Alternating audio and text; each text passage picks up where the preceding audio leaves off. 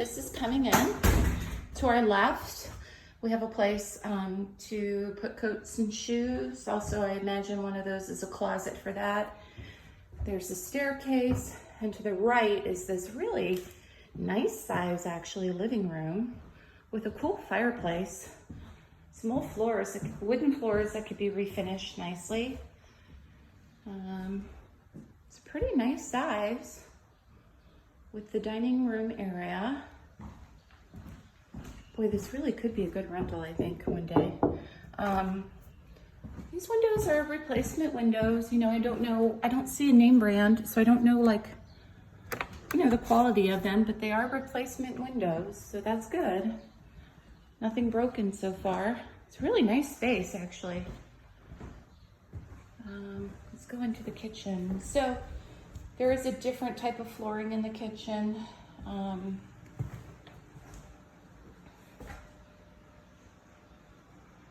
Okay. This is like a, it's nice. It's like private back here because the yard is really pretty private.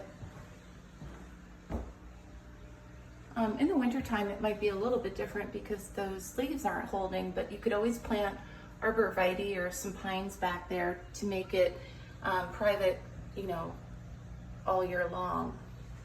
This is interesting.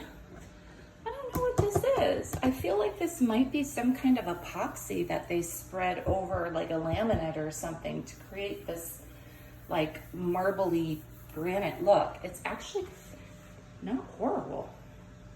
I mean, it wouldn't be a long-term choice for me, but, you know, for rental, you know, which it could actually be. Dishwasher, nice stove, luxury vinyl flooring. It's a good-sized kitchen. Refrigerator's, you know, fine. It's got some dents. Ooh, didn't smell so good in there, honestly. Okay, pantry. So I'm gonna go this hallway. So there are two kind of, you can go that way in the kitchen or that way in the kitchen. So I'm gonna go this way in the kitchen. And behind this door will be the basement. So we'll go down there shortly. And then, so I went around basically in a circle through the living room. So the living room, dining room, and then I came back in a circle. So that's the front door. And then there is a bedroom downstairs here, and we'll look at that in a minute. And then there is a bedroom here. Okay, and it's got some granite. And it's a little DIY here, but I don't know if it could be like fixed up. So like with trim and stuff to polish it up a little bit, make it look a little bit more professional.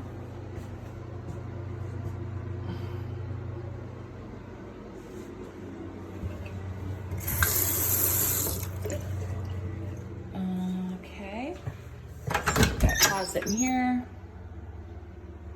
Okay. And we got a bedroom right here. And then we got some closet space here. So we got some closets here. Okay. So it looks like you're going to be able to, whether you want to or not, access this hallway back to the room that we saw from the back. So again, remember there were two doors. One was taking me through the hallway there to the bathroom and into the bedroom this way. And then there was that door. So I'll go back into the kitchen and kind of give you a feel for that again. So remember there was a way to go that way, and then there was a way to go this way. So we're going back this way now. All replacement windows, which is good. And then we've got this, sorry to laugh. We've got this very interesting room where we have some tropical fish. And that might be a saltwater tank, yeah, I think. And then we've got some other stuff going in there. I know you probably don't care about this stuff. Okay, sorry. But this could be a great mudroom space. Could be. And then this is where the garage is. The garage is just full of stuff. So they're not using it for their car, but you certainly could park one car in here.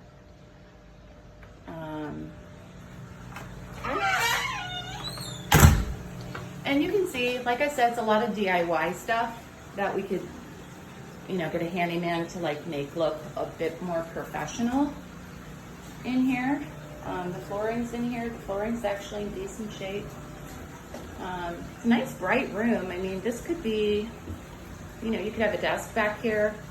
The kids could have like a little office back here for homework. I don't know. Make it a mudroom, a big mudroom. Access to the back door and access to the garage. And it's probably a closet. Oh boy. Yep. Big old closet. Okay. I gotta say, pretty nice and bright in this house with all the windows. All right. Just, you know, a lot of like this DIY trim, which could be fixed.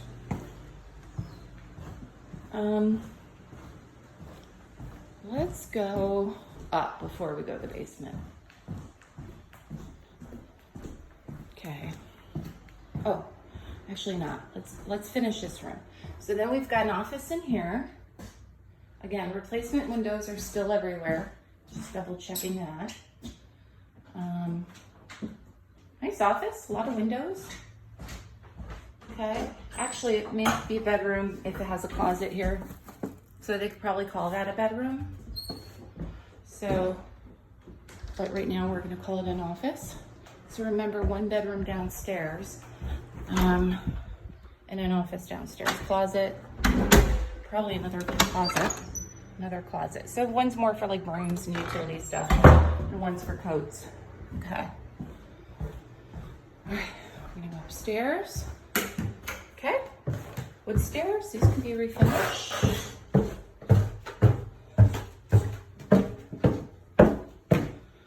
Okay, now, we've got here to the right, it's a nice sized bedroom, hardwood floors, be refinished, lots of windows, window. Don't look at me, I just came from the gym. All right, and you know, needs a lot of like little things, switches and stuff, but honestly not a bad room. It's getting a nice breeze. Big closet in here. Okay, here's the upstairs bath.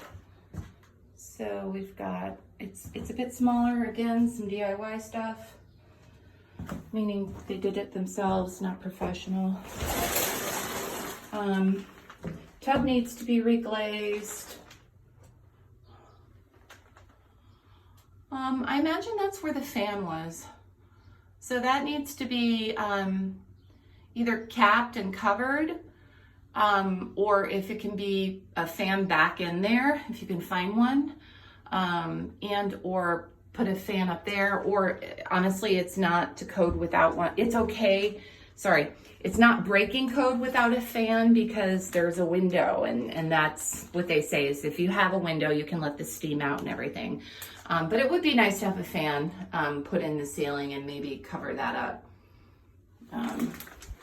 Okay. It is a tight bathroom, I'd say. I don't know what's behind there. I don't know if that was just a vent or a laundry chute, I think. I think that was a laundry chute.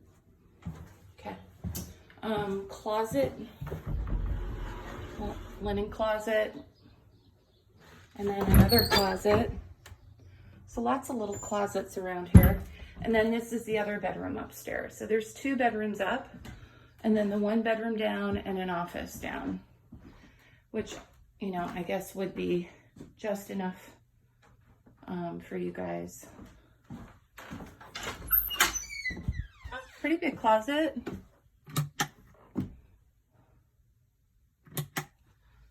Okay. Okay, let me check, make sure these are, I'm pretty sure, yeah, every single window has been replaced, so that's good. Right now, the immediate expense I see is the roof for sure, and, you know, a lot of cosmetic fixing up. And a railing. You want a railing, which would make it a little bit tight up there, but you can get one in there. And then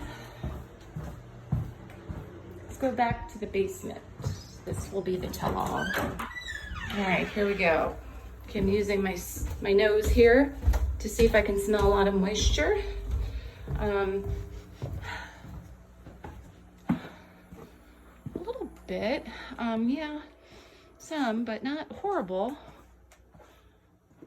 I'm checking the walls. There are some stair cracks. You see those?